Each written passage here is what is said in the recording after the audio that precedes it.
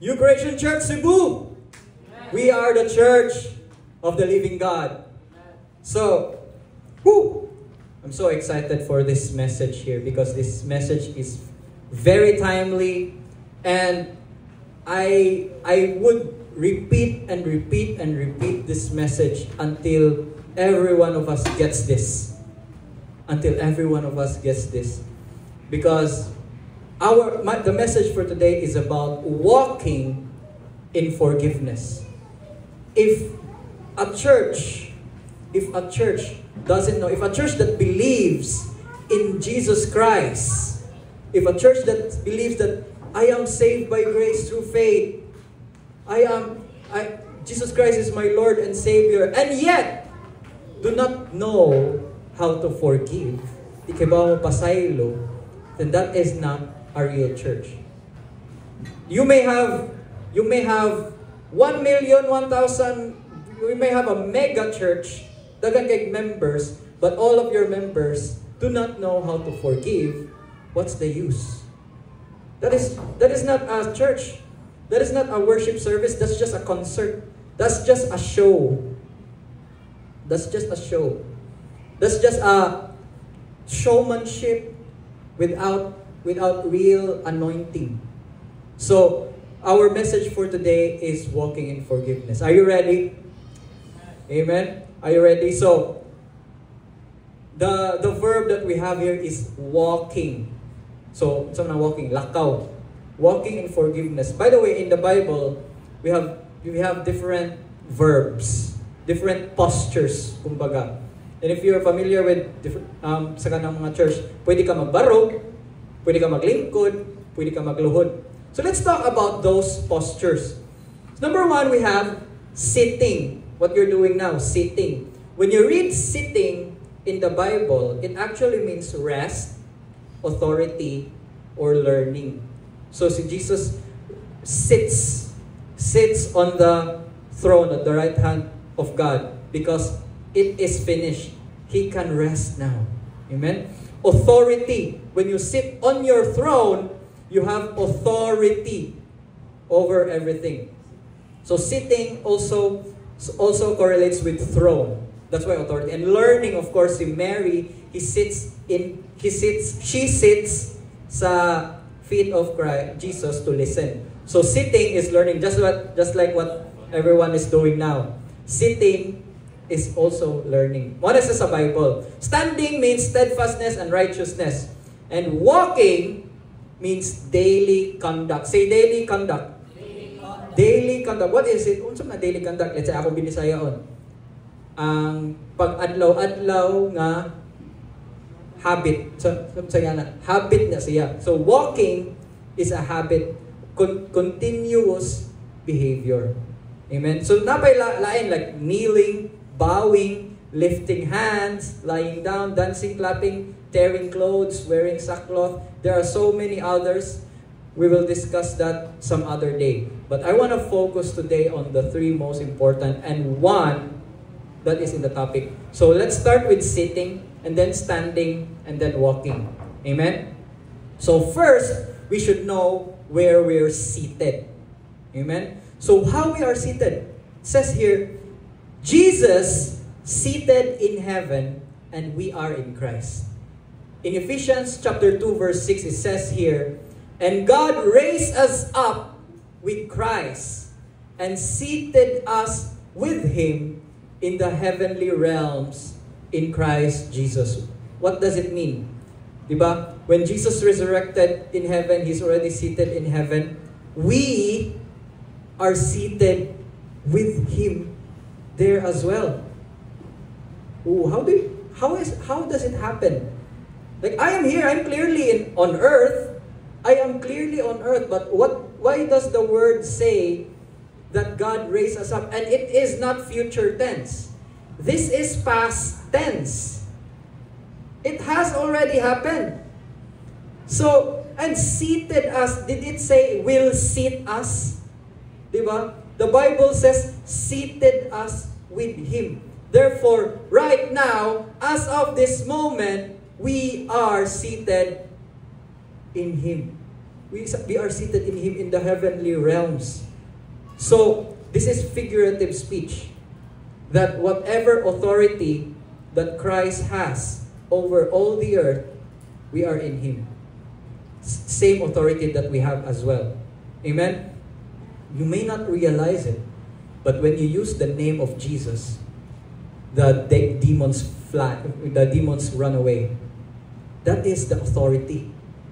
Authority also means that it's like being a policeman ba, and you wear your uniform. And naay kawata, naay ka ng criminal who will see you wearing a uniform. And if they don't know you, and you see that you're wearing the uniform, just by the sight of you, he will run away. Because you are wearing your authority. In the same way, our authority is the same authority that Christ has in heaven. Amen? And His authority is also ours. It says here in Ephesians chapter 1 verse 22, and God placed all things, say all, all things under His feet, and appointed Him to be head over everything for the church. What is the church? What is this? I want to emphasize this one so that everyone will really understand. Church is the body of Christ in this world. If church is the body of Christ, let me tell you this. We are not just an organization. We are not just a workplace. We are not chatmates. We are not workmates. We are parts of the body of Jesus in this world. Meaning we are holy. And we are a living, breathing organism. We don't just build church by, it's like in the same way companies build companies. Like hiring. Why should I hire you? You got the skills, you're hired. And who builds this church? Not even the pastors. Who builds this church? Jesus said, upon this rock, I will build my church. It is Jesus Himself who will build His church. And if the church authority is in Christ, it is the highest authority here on earth. You may not see it, but we don't live by sight, we live by faith. Amen? So, if we are the highest authority, brothers and sisters, our authority is in heaven. We are even higher than authorities sa country. We're even higher than UN. You're even higher than any world authority. Wow, hard to believe, right? But don't take my word for it. It's in the Word of God. It's in the Bible. That since we are in Christ and Christ is above everything, then therefore we as a church are also above everything. Therefore, brothers and sisters, do not make light of any declarations in the church. Amen? If we declare with one voice as a church, Jesus said, if you say to this mountain, be plucked out and be thrown into the sea, it will happen. That's our authority. And whoever needs prayer over something that is seemingly impossible, there is nothing impossible. If we pray with one voice, one mind, one accord, one anointing, in the name of Jesus, that will be gone. Sickness, gone. Financial lack, gone. Financial difficulty, gone. Miracles, it will happen. Why? Because our voice as one is like the voice of Jesus in this world. Amen? That is church. That is church. I want you to see how powerful the church is if we are one. Who here wants to build a real church? Amen. Who wants to be in a real church? Amen. I want to be in a real church. I want to be planted in a real church. I want to grow in a real church. And what is a real church? A real church is comprised of real people. with real feelings, real pains, who believe in a real God. Amen? So let's move on. So that's sitting. Now what is standing? Standing means righteousness. You stand in righteousness before the Father. It says here in 2 Corinthians chapter 5 verse 21, God made him who had no sin to be sin for us, so that in him we might become the righteousness of God in him. So that's what the verse earlier sa communion. We are the righteousness of God in Christ. Because not because of what we've done, but because of what Jesus has done for us. Amen? Are you still with me? Amen. Okay, now here's the thing. There's one thing. Let's read Hebrews chapter 4 verse 16. Let us then approach God's throne with grace with confidence, so that we may receive mercy and find grace to help us in our time of need. Imagine, can you just go to the president anytime? You have to go through different agencies just to be face to face with the president. Never mind president. Let's say mayor, or maybe your barangay captain. Can you just go them to him anytime? No. And even they are below the one who we can go anytime. It's our God the Father. Amen. We just don't go. God has many titles. Most High, Almighty God. Diba? El Elyon. He has many names. But there is just one name of God that Jesus preached in this world. And what is it? Father. That is the name that Jesus preached of God. Father. So, when you are in trouble, let's say when my son is in trouble, will he shout, "Oh, Tips, Pastor Tips, come help me," or yeah, Mr. Tips, come help me?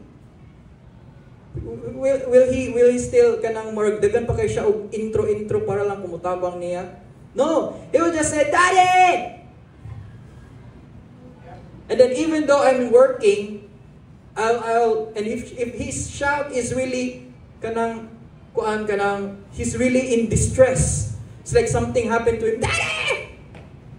Daddy!" I'm gonna stop working and run right away to him. Amen?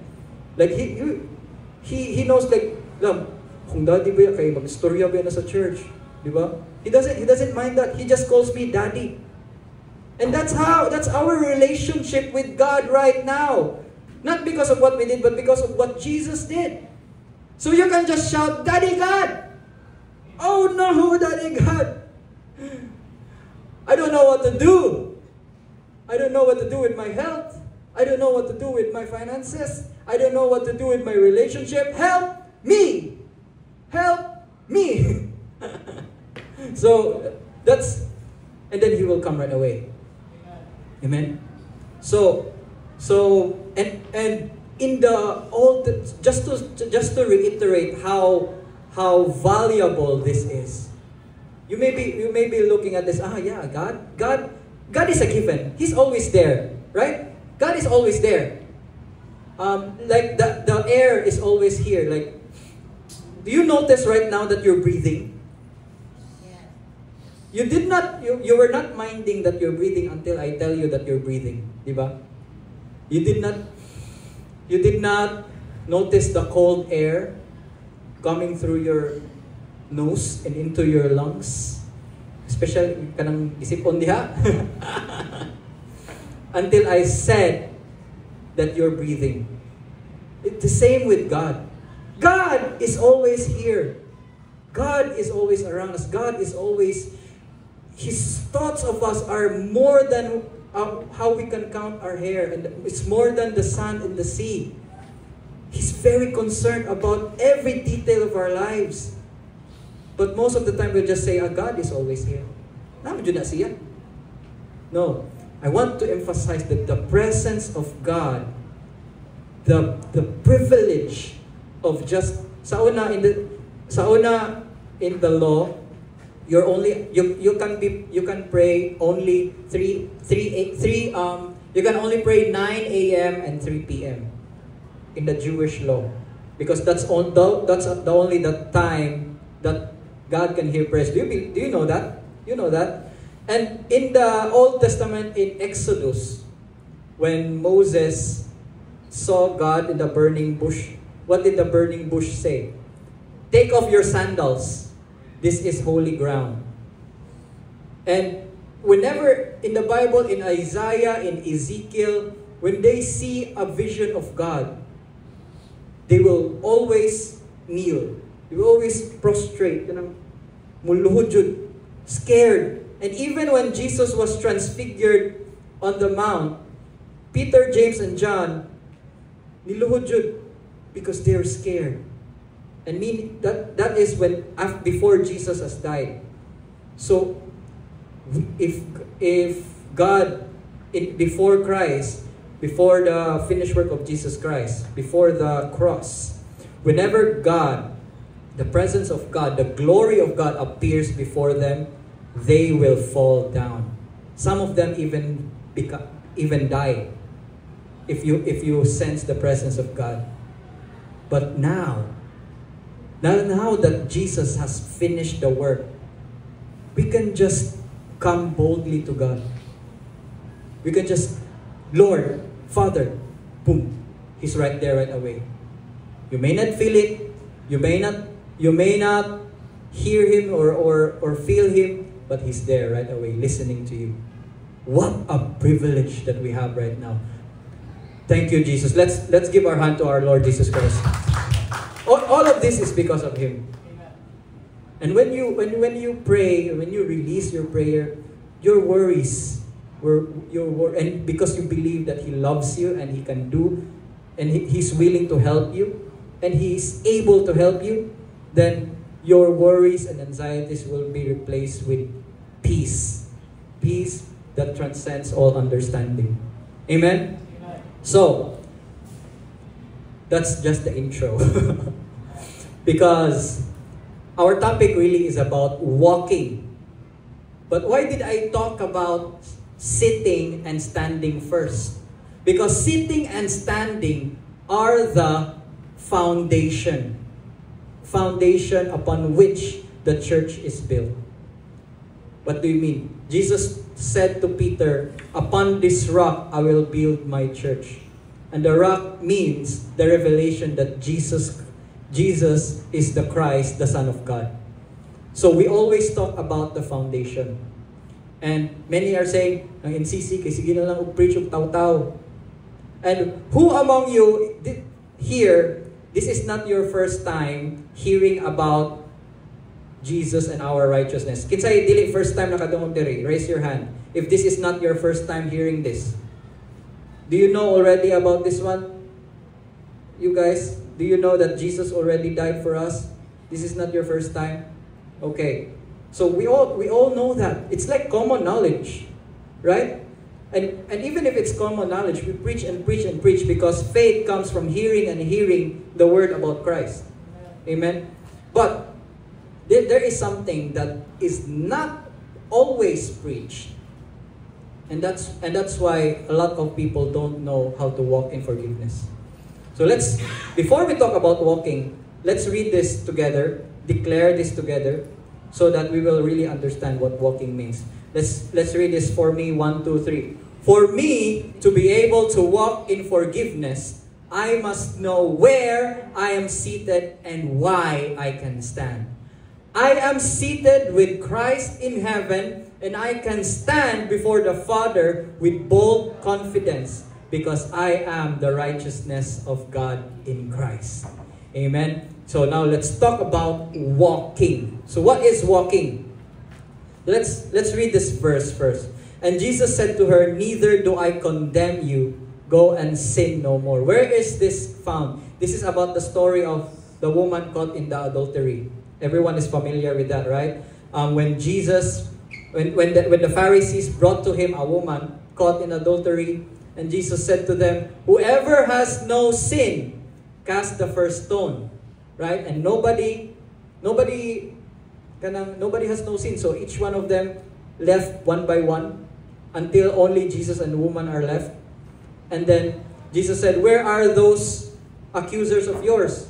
And then the woman said, "There's none, Lord." And then Jesus said, "Neither do I condemn you." Jesus was the only one who is able, who can condemn her because he has no sin, but he did not. And it also did not say, "Neither do I condemn you, go and sin some more." This is not the grace that we preach. The grace that we preach here in New Creation Church, it will empower you to say no to sin. We do not, grace is not a license to sin. Grace is not, okay ra magpakasala. No.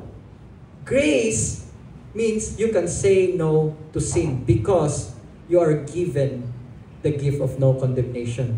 Amen? So that's the context of this one. But what I really mean is, after that, what happened? Then Jesus spoke to them again, saying, "I am the light of the world. He who follows me shall not walk in darkness, but have the light of life." Notice this one. Notice this. Maybe you haven't noticed this one when you're reading the Bible. How are they connected? Have you asked that question? The story about the woman caught in adultery, that suddenly Jesus stood up, "I am the light of the world. Whoever, he who follows me shall not walk in darkness." How is it related to the gift of no condemnation? Notice the writer. It's John. John is the author of the Gospel of John. Who else? Amen?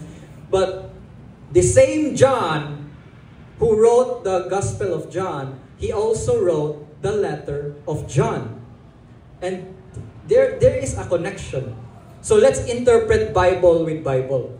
Amen? So here in the 1 John chapter 1 verse 7, John says, "But if we walk in the light as He is in the light, we have fellowship with one another. And the blood of Jesus, His Son, purifies us from all sin." I preached on this one before.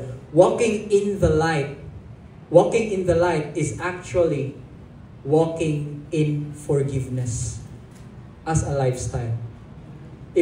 And let me show this one again. This is in the same letter. John says, "Whoever says he is in the light and hates his brother is still in darkness." Allah. It's clear. That's not my word. That is in the word of God. If you say, "I believe in Jesus, I know grace, but I hate that brother, I will not forgive him, I will not talk to him, I will block him." Do you really know grace if you do not forgive? If you do not know grace and if you claim to know grace but you hate your brother, do not forgive your brother, then you are a liar. Wow. Whoever loves his brother abides in the light, and in him there is no cause for stumbling. But whoever hates his brother is in the darkness and walks in the darkness and does not know where he's going because the darkness has blinded his eyes. Hatred, unforgiveness can blind your eye. So you cannot claim to be a brother. You cannot claim to be a disciple of Jesus and yet hate your brother. That's it. Not my word. It's in the word of God. And if you hate, if you withhold forgiveness, you walk in darkness and you will not know where to go. So, makes you wonder, if you catch yourself in your life, "I don't know where to go." Maybe, search in your heart Is there someone you hate? Is there someone you haven't forgiven? We are already forgiven by God. We are already forgiven by God. Ask God, Father, Lord, who is this that I have withholden my forgiveness? And then let the Holy Spirit reveal it to you and surface it to you. The Lord, the Holy Spirit, the ministry of the Holy Spirit, He will surface the hidden hurts. Why does He need to surface the hidden hurts? Why? Because some time ago, you decided to bury them. You decided to suppress them, repress them, so that you can show a brave face. You can show a smiley face. You can tell everyone everything's all right. And then you just hide it and let it fester, magnanak. And it will haunt you down in your nightmares because you repress it, you suppress it. But when you ask the Holy Spirit to heal me, healing doesn't always come like, sometimes healing is painful. Sometimes healing is painful because there are hidden hurts that you place inside. It will surface. People will come across your life. Someone will come across your life and remind you of something. And we say this, na-trigger ko ato niya. Na-trigger ko sa yung gisulti da. Someone will come to your life. Someone will eventually surface the deep hurts. And it could be me. And I could be doing it right now, this very moment. And you'll say, na-offend ko ni Tips. Kaya iya kong gitrigger sa iyang words. Praise the Lord. Praise Jesus. I would rather trigger hidden hurts so that the Lord will heal you. Amen. Amen. That's it. Everyone, if we speak the truth, if we speak the truth, we will really surface hidden hurts. Amen. I will not be afraid to speak the truth in love to you. Even as my mentor, teacher, my brother, Pastor John, has always done. He's really taught me a lot of things about triggering people. But I don't trigger people. I don't try to trigger people. Tuyuon ba? Di na ako tuyuon. I just speak the truth. I just preach the truth, and let the truth trigger. Let the truth surface that hidden hurt. Amen? Am I surfacing hidden hurts right now? Huh? I hope so. I pray so. So, now let's continue. Walking in forgiveness is a lifestyle. Say lifestyle. What's your lifestyle? Lifestyle is like waking up. I wake up every 7 a.m. Like, you know that those motivational videos of CEOs. I wake up 7 a.m. or 5 a.m. jogging. I eat breakfast. I exercise, read books. It's 6 a.m. Nagkan kayo mga kuwan ba? Habits ba? This is the habits of being successful. Nagkan kayo mga kuwan ba? Mga influencers ba? Yung video din nila lang self nag-exercise. Nadayoy kuwan ka ng motivational background music. Oh, you do this. Manada yun. So, lifestyle is what you do every single day. But many people, by the way, in several years ago, I was a salesman for anti-aging products. You know that. and my brother here thinks that I'm still 26. Praise God. I look 26 daw. Sometimes even they say I look 17. Praise God. Woo! Woo! Maybe because I'm small, but I'm actually turning 33 this year in a month. So I look young. And I don't have any, I'm not taking that those anti-aging products anymore. But if you do, if that's you, go. But I believe the lifestyle that will keep us young is walking in forgiveness. Amen. If you don't harbor any ill feelings with anyone, any brother, any sister, you will live long. Unforgiveness kills you from the inside. Why? Because unforgiveness blocks the healing power, the grace of God to come to you. Only the grace of God, only the Holy Spirit of God will keep you young. Amen. That's why I don't imagine God as someone old. I don't imagine God as someone old, ganang, like someone sitting on a throne with beard, long hair. Some people imagine that. But I always imagine God as someone young, youthful forever. Because He's the most gracious, merciful being. Merciful. Abounding in love over everything. How can He be old? So if we are children of God, if we walk in forgiveness, I declare, Mami Ani, always young. Amen? Kuya Danny, always young. Youthfulness. Receive it. Because when we release forgiveness, when we make it's not just one thing. It's not just one time. Let's not let it happen only here in this church. After this, we will have a healing prayer. But let's not make it just here. And after we leave those doors, manglibak na dayon. No! We make it a lifestyle. And this is that lifestyle. It says here in Ephesians chapter 4, verse 32, "Be kind and compassionate to one another, forgiving each other, just as in Christ God forgave you." Wow. Why do we forgive? Why? Because we are forgiven first. How much is that? Like the previous Sundays, I preached about the parable of the unmerciful servant. We forgive the 100 pesos because we are forgiven the 100 trillion. What is 100 pesos compared to 100 trillion pesos?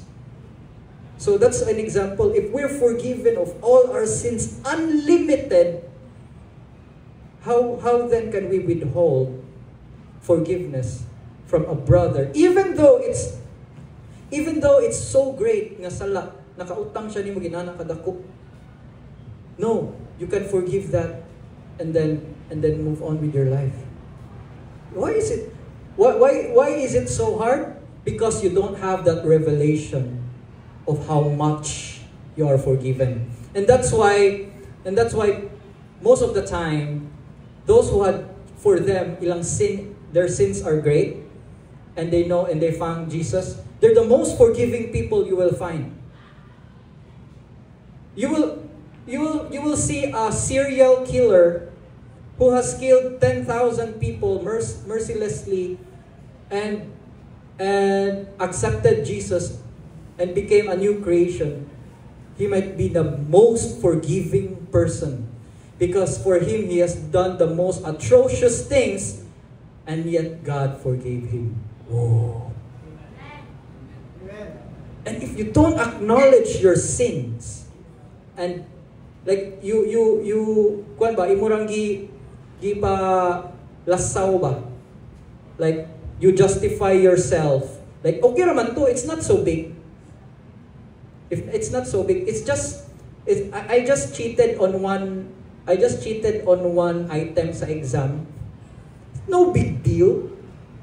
Then you don't really know how much you're forgiven if you measure that. If you grow up like believing that you're a good boy, good girl, like you're wala ka nagkating, you did not cheat in your exams, like you believe that I am good.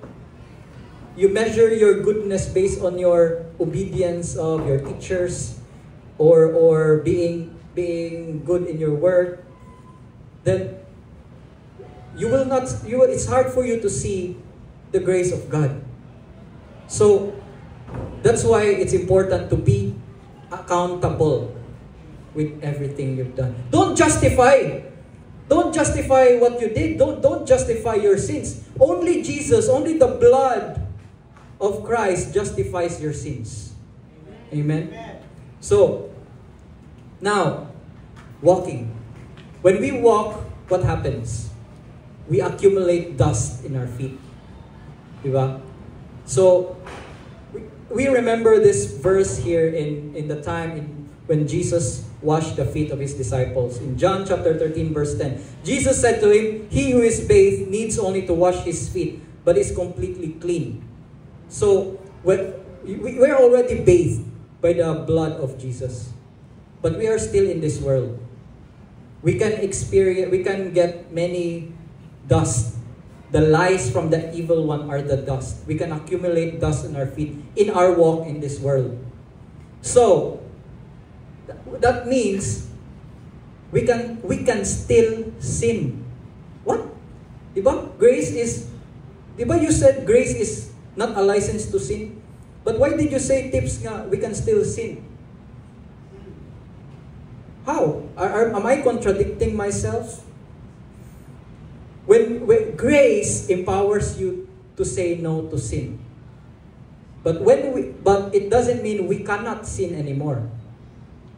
Rather, grace, when we receive grace, we sin less and less and less. Amen. We don't continue sinning. We don't continue living in sin. We accept our righteousness of God in Christ and we sin less and less and less. That's sanctification. So, and that's why that's the sinning less and less is actually the dust that are accumulated in our feet. I may still able to offend anyone. I may still be able to hurt anyone, or anyone here may still able to hurt each other by your words, even unknowingly, or even kanang gituyo or what gituyo, we may still hurt each other. Let's accept that. And especially in marriage, I don't believe in a fairy tale of a marriage that only fights twice. There is always a fight in a marriage. That's a lie. Because it's a fairy tale. Let's face it. When you are in a relationship, you will trigger each other, especially if you speak to each other in love and in truth. Because of different backgrounds. Of course. My married friends agree. Yes. Amen? Congratulations on your marriage. Because for every fight, when you fight and when you make up after the fight, ooh, what a sweet.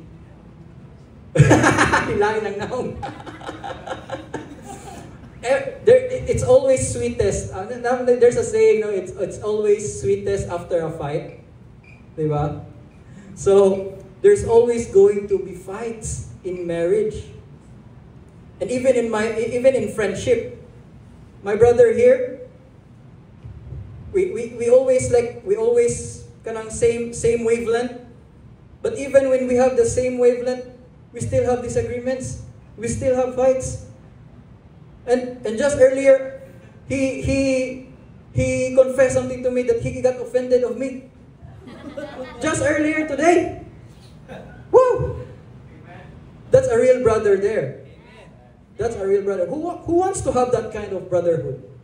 No? I mean, because I have this brother, my standard of brotherhood just go up to the roof. When I had this brotherhood with Pastor D.A. and Pastor John, my standard for brotherhood just taas na kayo. Because if you don't have that kind of relationship, He's going to tell you to your face, you're wrong, but I still love you. And He's going to tell you to your face, hey, you have offended me, without blocking you, without giving you the cold shoulder, silent treatment sort of thing. Well, and it happens even in marriage, right? That's the silent treatment, especially the women. Sorry, women. The silent treatment, cold shoulder treatment, that happens.